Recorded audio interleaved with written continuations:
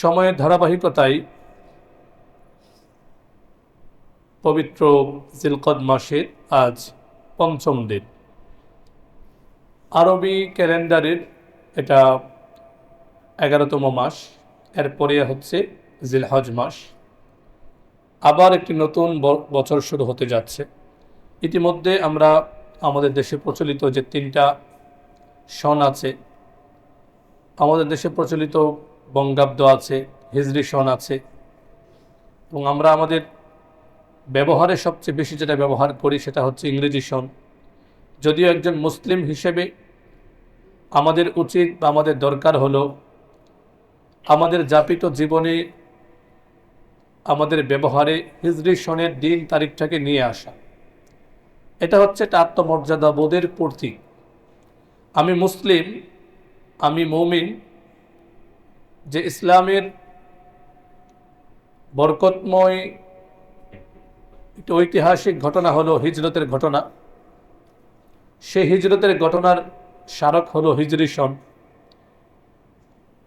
চান্দ্রবর্ষ। ইসলামের অনেক গুরুত্বপূর্ণ বিধান এই চাঁদের সময়ের সাথে বা চাঁদের যে মাস তারিখ এগুলোর সাথে সম্পৃক্ত। একটা আত্মমর্যাদাবোধের প্রতীক হলো যে আমরা আমাদের ব্যবহারে,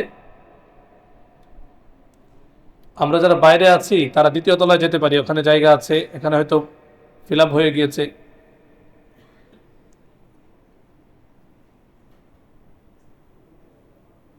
আমরা যারা বারান্দায় বাইরে আছি আমরা আগে 2য় 3য় তলা ফিল আপ করে ফেলি, ভিতরে তো আমাদের জায়গা হয়ে গিয়েছে। আল্লাহ, তো বলছিলাম আমরা আমাদের চেতনায় আত্মমর্যাদা বোধের যে একটা প্রতীক সেটা হলো আমরা আমাদের ব্যবহারে আরবি তারিখটাকে প্রাধান্য দিব। এটা একজন মুসলিম হিসেবে আপনার আমার চেতনার এটা প্রতীক। তো আজকে জিলকদ মাসের পঞ্চম দিন। জিলকদ মাসের পরবর্তী মাস কি? সবাই জবাব দিন, পরবর্তী মাস কি? আমরা কি আরবি 12টি মাসের নাম বলতে পারবো? বলা তো উচিত, এটা জরুরি না? প্রথম মাস মুহররম, প্রথম মাস কি? এরপর দ্বিতীয় মাস সফর, এরপর তৃতীয় মাস রবিউল আউয়াল, চতুর্থ মাস রবিউস সানি, পঞ্চম মাস জুমাদাল উলা, ষষ্ঠ মাস জুমাদাল উখরা বা জুমাদাল সানি, এরপর সপ্তম মাস রজব, অষ্টম মাস শাবান, নবম মাস রমাদানুল মুবারক, এরপর দশম মাস শাওয়াল, এরপরে আমরা যে মাসটা আছে 11তম মাস জিলকদ, এবং সর্বশেষ মাস হচ্ছে জিলহজ। এই 12টি মাস তো অবশ্যই আমাদের মনে রাখা উচিত এবং আমাদের ব্যবহারে এগুলো আনা উচিত। আমরা তো শুধুমাত্র বছর জুড়ে যখন রমজান আসে তখনই একটু রমজান মাস একটু আমাদের ব্যবহারে আসে, এছাড়া সারাটা বছর কোন দিক থেকে যায় আমরা কোনো ধরনের টেরই পাই না। ব্যবহারের মধ্যে সেই ইংরেজিটাই বেশি ব্যবহার করি। তো এই যে জিলকদ মাস মুসলিম উম্মার অতি গুরুত্বপূর্ণ একটি ইবাদত, একটি না 2টো ইবাদতের প্রস্তুতির 2টি মাসের অন্যতম। ইসলাম যে 5টি ভিত্তির উপর সগৌরবে দাঁড়িয়ে আছে সেই 5টি ভিত্তির অন্যতম একটি হলো হজ। ইসলামের ভিত্তি যে 5টি জিনিসের উপর, এর প্রথম জিনিস কোনটা? কালিমায়ে শাহাদাত বলতে পারি আমরা, শাহাদাতু আল্লা ইলাহা ইল্লাল্লাহ ওয়া আন্না মুহাম্মাদান আবদুহু ওয়া রাসূলুহু। তাহলে প্রথম ভিত্তি হলো, সবচেয়ে সুদৃঢ় মজবুত ভিত্তি হলো কালিমাতুশ শাহাদা। দ্বিতীয় সালাত, তৃতীয় যাকাত, চতুর্থ হজ ও সাওমি রমাদান, পঞ্চম হচ্ছে রমাদানুল মুবারকের রোজা। ইসলাম যে 5টি ভিত্তির উপর সগৌরবে দাঁড়িয়ে আছে হজ তার অন্যতম। তো এই গুরুত্বপূর্ণ ইবাদতটি হিজরি বর্ষের সর্বশেষ মাস জিলহজ মাসে প্রথমার্ধে আমরা মুসলিম উম্মাহ সম্পাদন করি। এবং এই জিলহজের আরেকটি গুরুত্বপূর্ণ আমল আছে, সেটা হচ্ছে কোরবানি, সেটা হলো কোরবানি। তো এই যে হজ এবং কোরবানি, এটার প্রস্তুতি বেশ আগে থেকে আমাদেরকে নিতে হয়। এজন্যে পবিত্র কোরআনুল কারীমে সূরাতুল বাকারা 197 নম্বর আয়াতে আল্লাহ রাব্বুল আলামিন আমাদেরকে জানাচ্ছেন, আল হাজ্জু আশহুরুম মা'লুমাত, হজের জন্য নির্ধারিত কিছু মাস আছে। এই আয়াতের তাফসীরে ইমাম হাফিজ আবুল ফিদা ইমাদুদ্দিন ইসমাঈল ইবনে ওমর ইবনে কাসির রাহিমাহুল্লাহ তার তাফসীর ইবনে কাসিরে এনেছেন, এবং প্রসিদ্ধ প্রায় সবকটি তাফসীর গ্রন্থের মধ্যে এসেছে। এখানে আশহুর মালুমাত বা নির্ধারিত মাস হজের দ্বারা উদ্দেশ্য হলো শাওয়াল, জিলকদ, জিলহজ। এখন প্রশ্ন হতে পারে, হজ তো আমরা দেখতে পাচ্ছি সেই জিলহজের প্রথম 5-6 দিন পরে হজের যে নির্ধারিত আনুষ্ঠানিকতা ওই সময় সম্পাদন করা হয়, কিন্তু বলা হয়েছে হজের নির্ধারিত কিছু মাস আছে, সেটা হলো শাওয়াল, জিলকদ, জিলহজ। প্রশ্ন জাগে না, হজের কার্যাবলী তো সম্পাদন করা হয় সেই জিলহজ মাসে, যার নামে জিলহজ, হজওয়ালা মাস, কিন্তু বলা হচ্ছে হজের নির্ধারিত মাস কোনগুলো? শাওয়াল, জিলকদ এবং জিলহজ। এই প্রশ্নের সহজ জবাব হলো, যদিও হজের নির্ধারিত সময় বা আনুষ্ঠানিকতা সম্পাদন করা হয় জিলহজের প্রথম দশকে, কিন্তু হজের যে প্রস্তুতি, মানসিকভাবে হজের জন্য যে প্রস্তুতি, সেটা নিতে হয় শাওয়াল মাস থেকেই। এবং একটা লম্বা সময় এমন ছিল যখন বিমানের ব্যবস্থা ছিল না, প্রযুক্তির যখন বিপ্লব ছিল না, তখন মানুষ হজের যাত্রাটাও শুরু করতে বেশ আগে। এই যখন জাহাজে করে মানুষ ওই সমুদ্র দিয়ে হজ করতে যেতেন, কিছুদিন আগেও ধরুন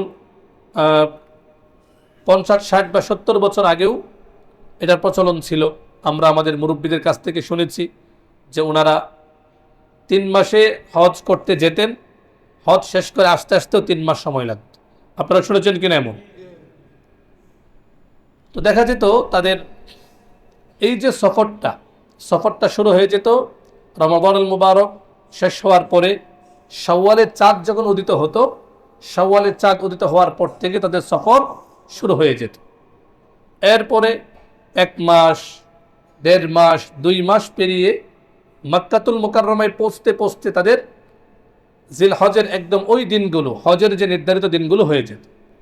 এরপর তারা হজের কার্যাবলী সম্পাদন করতেন, সম্পাদন করে তারা মদিনা মুনাওয়ারায় যেতেন। মদিনা মুনাওয়ারা থেকে এই যে তারা ফেরা শুরু করতেন, শুরু হয়ে যেত মুহররম, সফর, রবিউল আউয়াল হয়ে যেত, অর্থাৎ এদিক দিয়ে 3 মাস, ওইদিকে 3 মাস, প্রায় 6 মাসের সফর এখানেই হয়ে যেত।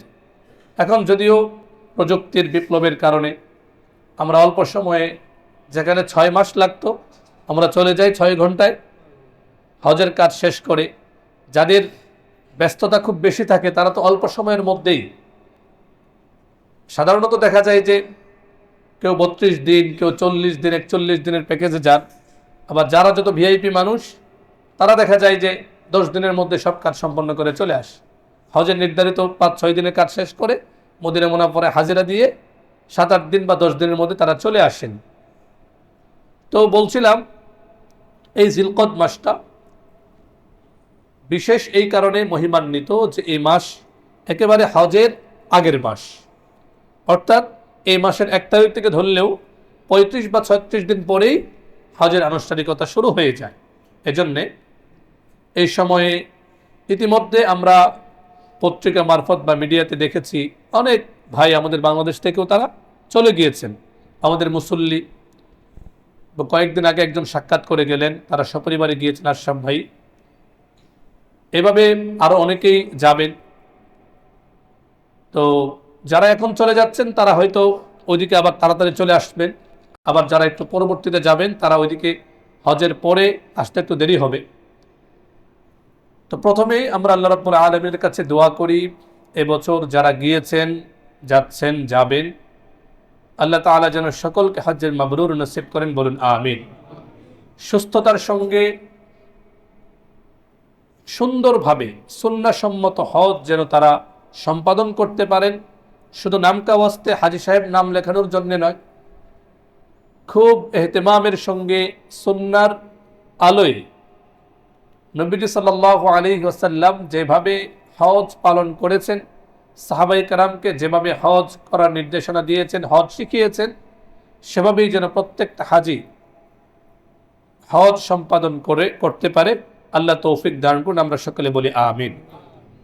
তো আমরা ধারাবাহিকভাবে আজকের জুমা এবং সামনের জুমায়ও যে কয়েক জুমার প্রয়োজন হয়, ইনশাল্লাহ আমরা ইসলামের অতি গুরুত্বপূর্ণ, মহিমান্বিত, মর্যাদাশীল ইবাদত হজ নিয়ে মৌলিক কিছু কথা উপস্থাপনের চেষ্টা করব ইনশাআল্লাহুল আজিজ। ওমা তৌফিক ইল্লা বিল্লাহ, আলাইহি তাওয়াক্কালতু ইলাইহি উনীব।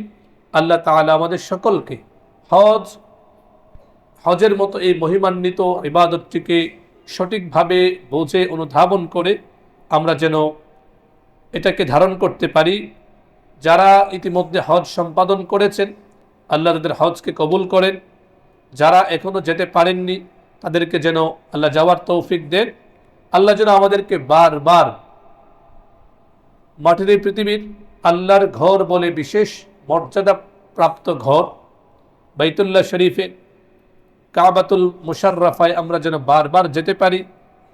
জীবন যতদিন আমাদের সঙ্গ দেয়, যতদিন আমরা হায়াতে জিন্দেগি পাই, আল্লাহ যেন আমাদেরকে বারবার হজ, ওমরা, হারামাইন শরীফাইনের সফর, বাইতুল্লাহর মুসাফির হিসেবে আমরা যেন নিজেদেরকে প্রস্তুত রাখতে পারি। আল্লাহ তৌফিক দান করুন, আমরা সকলে বলি আমিন। আমরা পয়েন্ট ভিত্তিক সংক্ষেপে মৌলিক কিছু কথা আপনাদের সামনে উপস্থাপনের প্রয়াস পাবো ইনশাআল্লাহ। প্রথমে হজের পরিচয়, এরপর হজ কার উপর ফরজ, এরপর হজের গুরুত্ব ও প্রয়োজনীয়তা, এরপর বাইতুল্লাহ শরীফ সম্পর্কে মৌলিক কিছু কথা। এভাবে হজ যারা করবে, হজের কি লাভ হবে, হজের বিশেষ মর্যাদার দিক, বিভিন্ন দিক, এগুলো নিয়ে আমরা পর্যায়ক্রমে কথা বলবো ইনশাআল্লাহুল আজিজ। প্রথমে হলো হজের পরিচয়। হজ আমাদের ব্যবহারে এই শব্দটা বারবার আসে। তো কোনো শব্দ যখন বারবার আমাদের ব্যবহারে বা আমাদের উচ্চারণে আসে, অনেকে আমরা ভেবে বসি যে এটা মনে হয় বাংলা শব্দই। একটা মজার গল্প আছে না, এক ব্যক্তি হজে গিয়েছিল, হজ থেকে ফিরে এসে বলল যে গিয়েছিলাম হজ করতে সৌদি আরবে, সব কিছুই আরবিতে, শুধু আজানটা শুনলাম বাংলায়। কি শুনলাম? সব কিছু শুনলাম, কথাবার্তা সব কিছু আরবিতে, কিন্তু আজানটা দেয় বাংলায়, ইকামারটাও দেখি বাংলায় দেয়, নামাজটাও বাংলার মতোই। সূরা ফাতিহা পড়ে আমাদের ইমাম সাহেবরা দেখতাম মসজিদে সূরা ফাতিহা পড়ে, কাবা শরীফের ইমাম সাহেব দেখি সূরা ফাতিহা, তো বাংলাই হবে। এই হলো অবস্থা। তো কোনো একটা শব্দ যখন খুব বেশি উচ্চারিত হয়, আমরা মনে করি এটা মনে হয় বাংলায়। তো হজ শব্দটা এত বেশি উচ্চারিত হয়, নামাজ, সালাত এগুলো এত বেশি উচ্চারিত হয়, যাকাত উচ্চারিত হয়, এটা একটা নিয়ামত আল্লাহর। আল্লাহ রাব্বুল আলামিনের নিয়ামত যে আমরা ইসলামের পরিভাষাগুলো জন্মসূত্রে মা বাবার কাছ থেকে শিখি, ওলামায়ে কেরামের কাছ থেকে শিখি, প্রতি জুমায় মসজিদের মিম্বার থেকে খতিব সাহেবান আমাদেরকে শোনান, খুব সহজে আমরা পেয়ে যাই। গত শুক্রবারও কথা হচ্ছিল, শুনছিলাম যে অনেক এলাকা এমন আছে, বিশেষ করে ইউরোপের এলাকাগুলো, 1000 কিলোমিটার দূরে মসজিদ, দিনের পর দিন নয়, মাসের পর মাস নয়, বছরের পর বছরও দিনের একটা কথা শুনবে, ওরকম পরিবেশ নেই। অনেক মানুষ এমন আছে যে দূরে হওয়ার কারণে 5 ওয়াক্ত নামাজ তো পড়েই না, জুমার নামাজটা পড়ার জন্য তার 100, 200, 300 কিলোমিটার দূরে যেতে হবে। এই কারণে অলসতায় আর জুমার নামাজটাও পড়ে না, বলুন নাউজুবিল্লাহ। আমাদের উলামায়ে কেরাম বেশ কিছু কারণে এমন সব এলাকায় সফর করতে আমাদেরকে নিরুৎসাহিত করেন, হারাম বলেন না, নিরুৎসাহিত করেন যে সকল এলাকায় দ্বীনের উপর চলা, ইসলামের উপর চলা কষ্টকর বা দ্বীনি পরিবেশ নেই, এমন জায়গায় পড়াশোনা বা চাকরি বাকরি, ব্যবসা বাণিজ্য সেগুলোর জন্যে যেতে আমাদের নিরুৎসাহিত করেন। আমি যদি আমার নিজের দিকে তাকাই, আমার এক আত্মীয়, সম্পর্কে চাচাতো ভাই, তার বাবা দ্বীনের উপর চলেন, লম্বা দাড়ি, মাদ্রাসার সঙ্গে যুক্ত, জেনারেল শিক্ষিত কিন্তু খুব দিনদার, একমাত্র ছেলে, তাকে নেদারল্যান্ডে পাঠিয়েছে। তো আমি তো বাড়িতে গিয়ে শুনে অবাক হলাম, মাসের পর মাস জুমার নামাজ পড়ে না। নাউজুবিল্লাহ। জিজ্ঞেস করলাম কেন জুমার নামাজ পড়ে না? বলল 400 কিলোমিটার দূরে মসজিদ, নেদারল্যান্ডে সে যেখানে থাকে তার আশপাশে মসজিদ নেই। গিয়েছিল পড়াশোনা করতে, এখন ওখানে পড়াশোনাও করে আবার চাকরি বাকরিও করে। আবার এমন চাকরি, নামাজের সময় কোনো ছুটি নেই, একদল নামাজ পড়ার খুব একটা আগ্রহও নেই,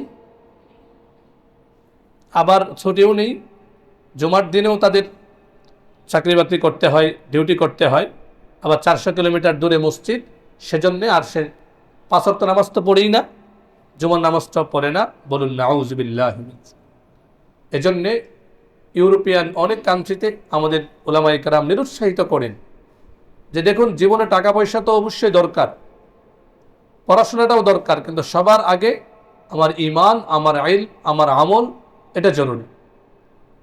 কয়েকদিন আগে একজনের লেখা পড়ছিলাম, কথাগুলো আমাদের খুব বোঝা দরকার। আমরা যখন ইউরোপে যাওয়ার জন্যে বা আমাদের সন্তানরা অমুসলিম কান্ট্রিগুলো যেখানে তো সুন্দর ইসলামী পরিবেশ নেই, সেগুলোতে যাওয়ার জন্যে আমাদের সন্তানেরা যখন ভিসা পায় বা পড়াশোনার সুযোগ পায়, একদল মা বাবার আনন্দ এমন যেন জান্নাত পেয়ে গিয়েছে। অথচ ওখানে যাওয়ার পরে তার সন্তান যে ইসলামের নামগন্ধও পাবে না, এটা নিয়ে তার কোনো ফিকির নেই। কিছুদিন আগে একটা লেখা পড়ছিলাম একজনের, তিনি ফ্রান্সে ছিলেন, বিশাল বড় ভালো অবস্থানে ছিলেন, বাংলাদেশের টাকায় তার 40-45 লাখ টাকা বেতন মাসিক। এই তো বিশাল বেতনের চাকরি ছেড়ে সপরিবারে দেশে চলে এসেছে। কেন? বলল যে ওখানকার পরিবেশ, দ্বীনের উপর চলা, ইসলামের উপর চলা অনেক কষ্টকর। আমার সন্তানেরা সারাদিন কোনো দ্বীনের কথা শোনার কোনো সুযোগ পায় না। স্কুলগুলোতে এমন এমন এমন বিষয় শিক্ষা দেওয়া হয় যেটা ঈমানের সাথে সম্পূর্ণ সাংঘর্ষিক। এরপর আমি আলেমদের সঙ্গে যোগাযোগ করলাম, আমার পরিচিত আলেমরা, তাদের সঙ্গে মাশওয়ারা করলাম। তো আমার এই বিশাল স্যালারির 45 লাখ টাকা স্যালারি বেতনের আমি চাকরি ছেড়ে দিয়ে শুধুমাত্র আমার সন্তানরা যেন দ্বীনের উপর চলে বাংলাদেশে চলে এসেছি। জানি না এখানে কি করব। এখানে যত ভালোই চাকরি করি, সর্বোচ্চ 1-1.5 লাখ টাকা বেতনে আমি পাবো, কিন্তু আমার কাছে আমার দ্বীন সবার আগে, ইসলাম সবার আগে। আমার সন্তানরা যেন ভালো মুমিন হয়, মুসলিম হয়। লক্ষ কোটি টাকার প্রয়োজন আমার নেই, কারণ 45 লাখ টাকা বেতনে চাকরি করেও আমাকে মরে যেতে হবে। আমার সন্তানরাও একদিন মরবে। এই সন্তান যদি কিয়ামতের দিন আমার রব্বে কারীমের সামনে আমার বিরুদ্ধে দাঁড়ায় যে 45 লাখ টাকা বেতনের জন্যে আমার মা বাবা ফ্রান্স ছাড়েনি, কোনো দ্বীনি পরিবেশ আমাদেরকে দেয়নি। আল্লাহ, যদি কোনো দ্বীনি পরিবেশে থাকতাম আমরা ভালো মুসলিম হতাম, প্র্যাকটিসিং মুসলিম হতাম। যেহেতু এটা হতে পারেনি, আজকে জাহান্নামের দিকে যাচ্ছি। সেজন্যে আমার মা বাবাকে সামনে আনো, ওদের মুখে পা দিয়ে মারিয়ে এরপর জাহান্নামে যাব। বলুন নাউজুবিল্লাহ। কোরআনে কারীমের কথা এগুলো। যে সকল মা বাবার কারণে সন্তানরা ইসলাম থেকে বিমুখ হয়, ইসলাম থেকে দূরে সরে, মা বাবার মনে কোনো দুশ্চিন্তা নেই, আরও প্রাউড ফিল করে, ওই সকল মা বাবার জন্য অত্যন্ত ভয়ঙ্কর পরিণতি অপেক্ষা করছে। কোরআন বলে কিয়ামতের দিন ওই সন্তানেরা বলবে, রব্বানা ইন্না আতানা সাদাতানা ওয়া কুবারানা ফাআদাল্লুনা আস-সাবিলা। রব্বাল আলামিন, আমরা আমাদের গার্ডিয়ান মুরব্বীদের কথা মেনেছিলাম, তারা যেভাবে বলেছে সেভাবেই করেছি, সেজন্যে তারা কোনোদিন আমাদেরকে ঈমানের কথা, ইসলামের কথা, নামাজের কথা, দ্বীনের কথা, দ্বীনকে প্রাধান্য দেওয়ার নির্দেশনা আমাদেরকে দেয়নি। নামাজ পড়ি না সেজন্য একটা ধমকও কোনোদিন আমাকে দেয়নি। আল্লাহ, তারা আমাদেরকে বিপদগামী করেছে। রব্বানা আতিহিম দি'ফাইনি মিনাল আযাব, আমাকে যে পরিমাণ শাস্তি দিবেন আমার চেয়ে দ্বিগুণ শাস্তি আমার মা বাবা আমার গার্ডিয়ান যারা আমাদেরকে কোনোদিন দিনের কথা বলেনি, ইসলামের কথা বলেনি, ওদেরকে দ্বিগুণ শাস্তি দিন, বলুন নাউযুবিল্লাহ। ওয়াল আনহুম লানান কাবীরা, ভয়ঙ্কর শাস্তি, লানত, অভিশাপ তাদের উপর বর্ষণ করুন, বলুন নাউযুবিল্লাহ। তো বলছিলাম খুব সতর্ক থাকবো আমরা, জিন্দেগি কিন্তু শেষ হয়েই যাচ্ছে। ইউরোপ আমেরিকা গেলেও আমাকে মরে যেতে হবে, বা মুসলিম কান্ট্রি যেখানে দিনের কোনো পরিবেশ নেই সেখানে গেলেও মরে যেতে হবে, আর সুন্দর একটা দিনই পরিবেশ যাপন করলেও আমাকে মরে যেতে হবে এবং আল্লাহর সামনে দাঁড়িয়ে জবাবদিহি করতে হবে। দুনিয়ার মানুষ হয়তো কেউ আমাকে কিছু বলবে না, উল্টো আর আমাকে বলবে যে সে তো বিশাল সফল একজন মানুষ, তার ছেলে এই হয়েছে, তার মেয়ে এই হয়েছে। আমাদের সমাজটাও কেমন জানি হয়ে গিয়েছে যে বস্তুবাদী মানসিকতার কারণে এমন হয়ে গিয়েছে সমাজ যে নামাজ না পড়লেও কোনো সমস্যা নেই, দিন পালন না করলেও সমস্যা নেই, এটা বড় কোনো অপরাধ না এখন। অথচ সেই খৈরুল কুরুনে মুনাফিক যারা, এমনকি আল্লাহকে অবিশ্বাস করত মনে মনে, তারাও নামাজ পড়তো, দিনের বাহ্যিক ইবাদতগুলো পালন করত। কেন? না হলে বলতো যে তো মুনাফিক, এ তো খারাপ মানুষ। কিন্তু আমাদের সমাজটা এখন এমন হয়ে গিয়েছে, নামাজ না পড়লেও তাকে কেউ খারাপ কিছু বলে না, ঠিক আছে, আরও তার সাথে সম্পর্ক চলে। এরপরে গান বাজনা শুনতেছে, তাকে ওরকম কেউ খারাপ বলে না। মানে আমাদের সমাজ আখেরাতমুখী চিন্তা থেকে দূরে সরে গিয়ে আমরা দুনিয়ামুখী চিন্তা। দেখা যায় একজনের 5টা ছেলে, 5জনই বড় বড় পদে গিয়েছে, বিশাল টাকা পয়সার মালিক, দিনের সাথে তার সন্তানদের কোনো সম্পর্ক নেই। এটা নিয়ে মা বাবার মনে কোনো কষ্ট নেই, উল্টো আরও তার ওই মা বাবাকে বলা হয় রত্নগর্ভা, সফল মা বাবা, রত্নগর্ভা মা, তাদেরকে পুরস্কার দেওয়া হয়, বলুন নাউযুবিল্লাহ। এগুলো হলো দিনের ব্যাপারে আমাদের এত গাফলত, মানে আমরা যে মৃত্যুকে ভুলে যাচ্ছি, আখিরাতমুখী চিন্তা আমাদের মধ্যে নেই, এগুলো বহিঃপ্রকাশ। তো বলছিলাম এখনো পর্যন্ত আমরা খুব সহজে দ্বীনের পরিভাষাগুলো উচ্চারণ করতে পারি, চাইলেই মসজিদে এসে নামাজ পড়তে পারি। আল্লাহ সহজ করেছেন, মা বাবাকে এতটুকু বুঝ দিয়েছেন যে শৈশবে মসজিদ, ঈমান, ইসলাম, নামাজ, রোজা, হজ এসব শব্দ আমাদের কানে দিয়েছেন। সুন্দর পরিবেশে আমরা এগুলো শিখতে পেরেছি, সেজন্যে আমরা রব্বে করিমের দরবারে শুকর আদায় করি, বলি আলহামদুলিল্লাহ। যে সকল মা বাবা যাদের ওসিলায় আমাদের মাথায় টুপি, আমরা নামাজের একটা সুন্দর পবিত্র মানসিকতা নিয়ে আমরা বড় হতে পারছি, এ পর্যন্ত এসেছি, আল্লাহ যেন সেই মা বাবাকে যারা হায়াতে আছেন সকলকে যেন দীর্ঘ হায়াত তয়্যিবা তবিলা সুস্থতার জীবন আল্লাহ নসিব করেন, বলুন আমিন। আর যারা চলে গিয়েছেন আল্লাহ তাআলা যেন সকলকে, এই যে আমাদের পিছনে তারা মেহনত করে আমাদেরকে সুন্দর একটা পরিবেশে গড়ানোর চেষ্টা করেছেন, আল্লাহ যেন তাদের সকলকে যারা চলে গিয়েছেন কবরে মাগফিরাত নসিব করেন, বলুন আমিন। তো মুহতারাম হাজিরিন, বলছিলাম হজের পরিচয়। হজ একটা আরবি শব্দ, আর প্রত্যেকটা আরবি শব্দেরই একটা আবিধানিক অর্থ থাকে। যেহেতু আরবি আমাদের মাতৃভাষা না, সেজন্যে প্রত্যেকটা আরবি শব্দেরই আমাদের মাতৃভাষায় একটা মিনিংস থাকে। তো হজ শব্দের আবিধানিক অর্থ হলো আল কাসদু, মানে ইচ্ছা করা। হজ মানে কি? ইচ্ছা করা বা সংকল্প করা। শরীয়তের পরিভাষায় হজ মানে হলো আল হাজ্জু কাসদু বাইতুল্লাহিল হারাম লিআদাই মানাসিক মখসুসা। হজ হলো আল্লাহর ঘরে গিয়ে সুনির্দিষ্ট নিয়ম কানুনের আলোকে যে ইবাদত সম্পাদন করা হয় তাকে হজ বলে। এটা সবচেয়ে সংক্ষিপ্ত পরিচয়। আল্লাহর ঘরে গিয়ে সুনির্দিষ্ট নিয়ম কানুনের আলোকে যে ইবাদত সম্পাদন করা হয় তাকে হজ বলে। এই হচ্ছে হজের সংক্ষিপ্ত পরিচয়। এখন প্রশ্ন হলো, হজ কার উপর ফরজ? ইসলামের যে 5টা ভিত্তি, কালিমায়ে শাহাদা, সালাত, যাকাত, হজ এবং রমাদানুল মুবারকের রোজা, এই 5টা ভিত্তির মধ্যে 2টা এমন আছে যারা গরিব সামর্থ্যহীন তাদের জন্য আবশ্যক না। সেই 2টা ইবাদত কোনগুলো? কোন 2টা? হজ এবং যাকাত। আর বাকি 3টা গরিব আর ধনী নাই, সবার জন্যে। কালেমা শাহাদাত সবার জন্যে, সালাত সবার জন্যে, সিয়াম সবার জন্য।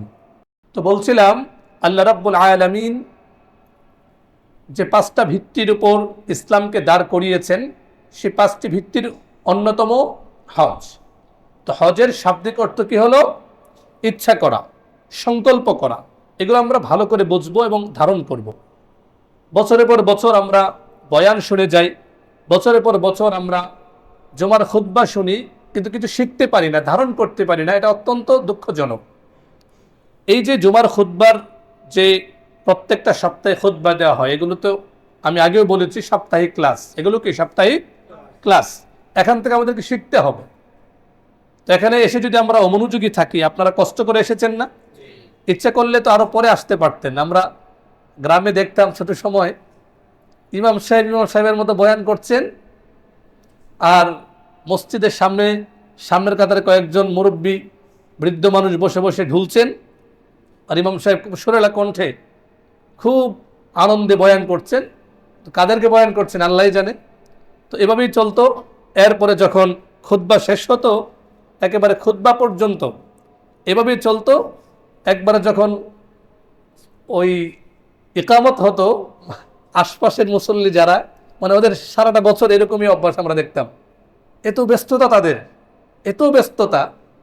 জুমার একবারে খুতবা শেষ হয়েছে, আর খুতবা তো একই ধরনের খুতবা, যে খুতবা আমরা মুখস্থ জানি না শেষের দিকে, ফাযকুরুনি আযকুরকুম ওয়াশকুরুলি ওয়ালা তাকফুরুন। মানে অবস্থাটা এমন, এটার অর্থ যেন এমন যে সবাই এখন দাঁড়ান, নামাজ খুতবা শেষ হচ্ছে, আর কিছু আমরা বুঝি আর না বুঝি, এই আয়াতটা পড়ার সময় সবাই দাঁড়িয়ে যায়। মানে কি অবস্থাটা আমাদের হাল বলে দেয় যে এই আয়াতটা হচ্ছে এমন, এটা আয়াতের অর্থ হলো খুতবা শেষ হচ্ছে, আমরা সবাই দাঁড়াই। আসলে কি অর্থ এটা? ফাযকুরুনি মানে কি? তোমরা আমাকে স্মরণ করো, আমিও তোমাদেরকে স্মরণ করব। ওয়াশকুরুলি, আমার কৃতজ্ঞতা আদায় করো, ওয়ালা তাকফুরুন, অকৃতজ্ঞতা জ্ঞাপন করো না। তো বলছিলাম, এই যে কষ্ট করে আমরা মসজিদে আসি, এখন তো আলহামদুলিল্লাহ অনেকদিন যাবত তো গ্রামে জুমা পড়া হয় না। এখানে দায়িত্ব নেওয়ার পরে, এবং আগেও যে মসজিদে নামাজ পড়াতাম, তো বিগত 6 বছর হলো গ্রামের মসজিদের হালত এখন আর দেখি না, যেহেতু নামাজ আমাকে এখানে পড়াতে হয়। এখনও এই অবস্থা আছে কিনা জানি না, কিন্তু শহরের মসজিদগুলোর আমাদের বন্ধুবান্ধবরা যারা বিভিন্ন জায়গায় নামাজ পড়ায়, যতটুকু আমরা শুনেছি আলহামদুলিল্লাহ তুলনামূলক এখন জুমার খুতবায় মনোযোগী শ্রোতা বাড়ছে আলহামদুলিল্লাহ। এটা ইতিবাচক দিক। অন্তত আমার মসজিদে এটা আমি আনন্দিত বোধ করি। অন্য মসজিদের তুলনামূলক মনোযোগী শ্রোতা, ঠিক কিনা? এই যে প্রশংসা আপনাদের করছি, পরে যদি আবার ঘুমিয়ে যান, পরে তার প্রশংসা ঠিকবে না। সমস্যা হচ্ছে প্রশংসা করলে অনেকে প্রশংসা ধরে রাখতে পারে না। সবাই সজাগ আছেন তো নাকি? সজাগ যে আছেন, একটা পরীক্ষা করি। হজ শব্দের শাব্দিক অর্থ কি? সবাই তো মুখ দিয়ে বলেননি। শাব্দিক অর্থ কি? ইচ্ছা করা বা সংকল্প করা। ইচ্ছা করা বা সংকল্প করা। একটু আগে বলেছিলাম যে ইসলামের ভিত্তি যে 5টা জিনিসের উপর, এটা সবাই জানি তো নাকি? ইসলামের যে 5টা ভিত্তি আছে, এর মধ্যে 2টা ভিত্তি এমন আছে যেটা শুধুমাত্র ধনী মানুষের জন্য। সেই 2টা ভিত্তি কি? সবাই শুনছেন তো আলহামদুলিল্লাহ? তো বড়রা তো মনোযোগ সহকারে শুনেন, আমি তো খেয়াল করি আমাদের ছোট ছোট বাচ্চারাও মনোযোগ সহকারে শোনে। আর আমরা গ্রামে আগে দেখতাম ছোট বাচ্চারা সবার আগে গিয়ে ঘুম দিত মসজিদে। আমরা নিজেরাও ঘুমাতাম, নানা ভাইয়ের সাথে মসজিদে যেতাম, গিয়ে ঘুম দিতাম। একদম নামাজ শেষ হওয়ার পরে কোন দিক থেকে নামাজ হচ্ছে কি হচ্ছে এগুলো দেখার সময় নেই, কারণ মসজিদে খুব ভালো ঘুম হইত, খুব আরাম। আল্লাহর পক্ষ থেকে তো রহমত নাজিল হতোই, আবার পরিবেশটাও খুব শান্ত স্নিগ্ধ, গিয়ে ঘুম।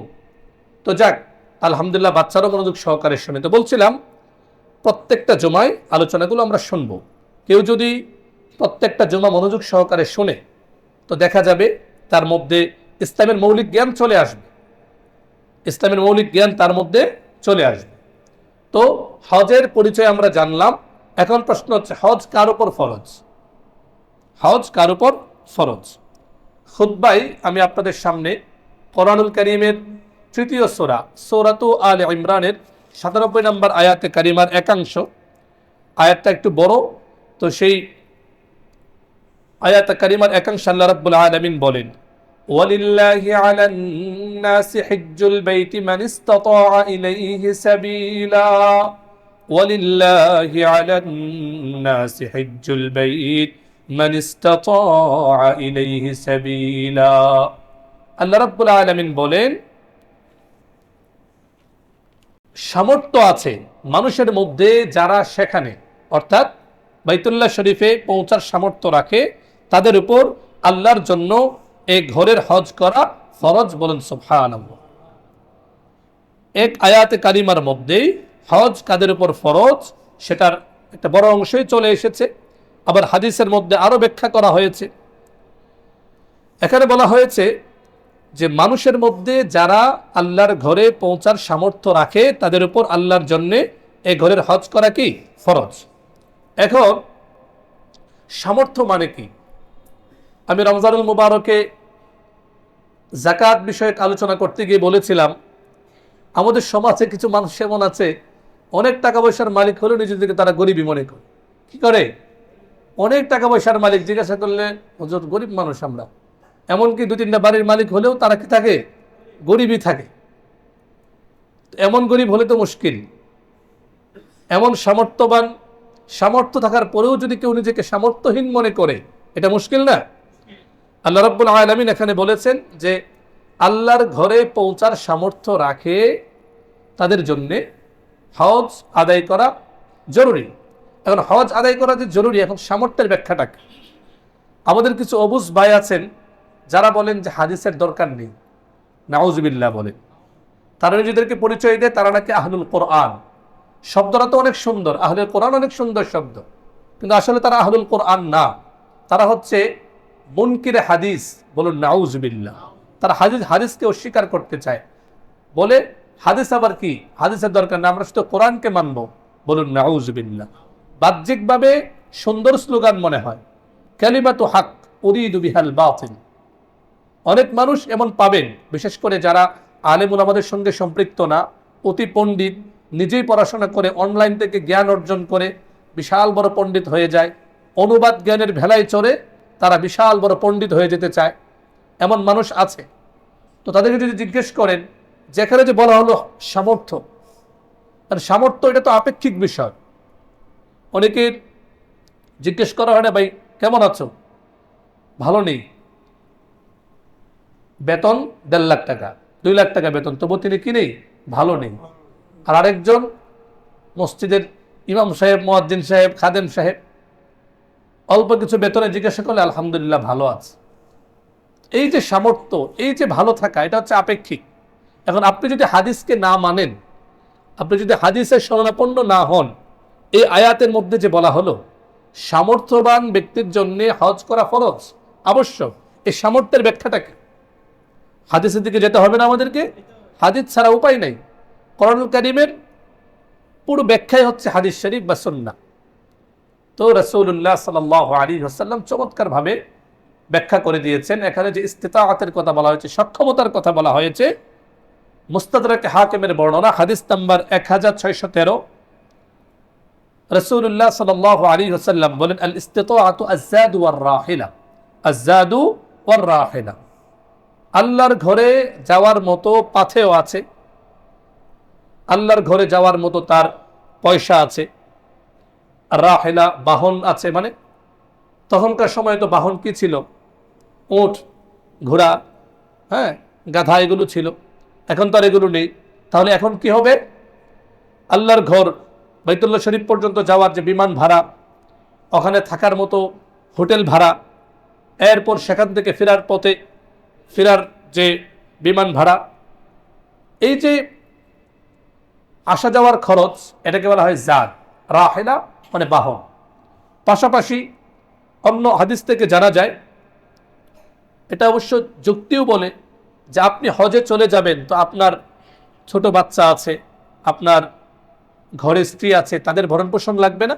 অবশ্যই লাগবে। এজন্যে ফুকাহায়ে কেরাম কোরআন সুন্নাহর সারনিজাজটা এভাবে এনেছেন, হজের মৌসুমে সুস্থ প্রাপ্তবয়স্ক স্বাধীন এমন কারো কাছে প্রয়োজনের অতিরিক্ত এ পরিমাণ সম্পত্তি যদি থাকে, যার দ্বারা যানবাহনে করে সে মক্কায় আসা যাওয়া করতে পারে, এবং যাদের ভরণ পোষণ তার উপর আবশ্যক, যাদের ভরণ পোষণ তার উপর আবশ্যক, তার জিম্মায় রয়েছে, হজ থেকে ফিরে আসা পর্যন্ত তাদের খরচ নির্বাহ করতে সক্ষম হয়, নিজের আসা যাওয়ার খরচ এবং তার অবর্তমানে তার ফ্যামিলির যাবতীয় খরচ সম্পন্ন হয়।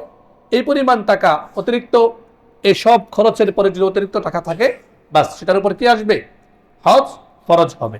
বিষয়টা ভালো করে বোঝার আমরা চেষ্টা করবো। আবারও বলছি, হজের মৌসুমে সুস্থ, প্রাপ্তবয়স্ক, স্বাধীন এমন কারো কাছে প্রয়োজন অতিরিক্ত এই পরিমাণ সম্পত্তি থাকা, যার দ্বারা যানবাহনে করে সে মক্কায় আসা যাওয়া করতে পারে এবং যাদের ভরণ পোষণ তার জিম্মায় রয়েছে, হজ থেকে ফিরে আসা পর্যন্ত তারা স্বাভাবিকভাবে জীবন ধারণ করতে পারে, খাবার দাবার করতে পারে, এমন ব্যক্তির উপর হজ ফরজ।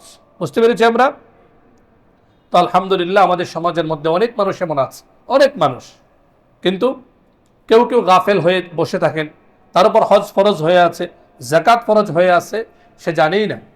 জিজ্ঞাসা করলে আমি তো গরিব মানুষ, আমি কি সামর্থ্য আমার হয়নি। তো কবে সামর্থ্য হবে আপনার? 10-12টা বাড়ির মালিক হলে সামর্থ্য হবে না? তো যাক, আল্লাহ রাব্বুল আলামিন আমাদের সকলকে হজ এর পরিচয়, হজের গুরুত্ব, এটা আমরা যেন অনুধাবন করতে পারি। আমরা সামনে আলোচনা করবো ইনশাআল্লাহ। দেখুন, যাদের উপর হজ ফরজ হয়েছে, খুতবায় হাদিসটা পড়েছি, শুধু হাদিসটার অনুবাদ শোনাচ্ছি।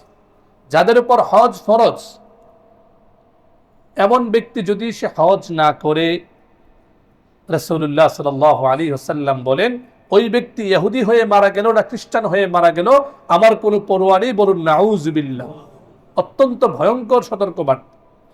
এজন্য সাবধান, এমন যেন না হয় আমার উপর হজ ফরজ হয়ে আছে আর আমি নিজেকে গরিব মিসকিন মনে করছি, সামর্থ্যহীন মনে করছি। এমন করতে করতে দাড়িও পেকে গেল, এরপরে চুলও পেকে গেল, শরীরের শক্তি সামর্থ্য কমে গেল, এমনকি আমার মৌতের পয়গাম চলে এলো। আল্লাহর কাছে জবাবদিহি করতে হবে না? অবশ্যই করতে হবে। আর আমাদের বাংলাদেশের কি এক ট্র্যাডিশন, এখন আলহামদুলিল্লাহ পরিবর্তন হচ্ছে, যে মৃত্যুর পয়গাম আসা বাকি, শুধু এমন মানুষদেরকে হজে পাঠানো হয়। অবস্থা হলো যে ওখানে গিয়ে মরবে, এখানে মরার দরকার নেই। অথচ হজের যে কাজ, যারা গিয়েছেন তারা তো জানেন কত কষ্টের কাজ, কত পরিশ্রমের কাজ। হজে যাওয়া দরকার যৌবনে, শক্তি সামর্থ্য আছে, ওই সময় যাওয়া দরকার। আর এমন মানুষ সাধারণত যায়। আমরা যখন উমরা সফরে গিয়েছিলাম, দু একজন মুরব্বী মানুষ এমন, দেখে মায়া লাগতো, নড়তে পারে না, চড়তে পারে না, তাদেরকে পাঠিয়ে দেয় ওখানে। আল্লাহ আমাদেরকে বোঝার তৌফিক দান করেন। আবারও দোয়া করছি, যারা হজের সফরে ইতিমধ্যে চলে গিয়েছেন, যারা যাচ্ছেন, যারা যাবেন, আল্লাহ যেন সকলকে হজ্জে মাবরুর নসিব করেন। আল্লাহ যেন আমাদেরকেও বারবার এই সৌভাগ্য নসিব করেন। আমরা সকলে বলি আমিন। ওয়া আখিরু দাওয়ানা আলহামদুলিল্লাহি রাব্বিল আলামিন।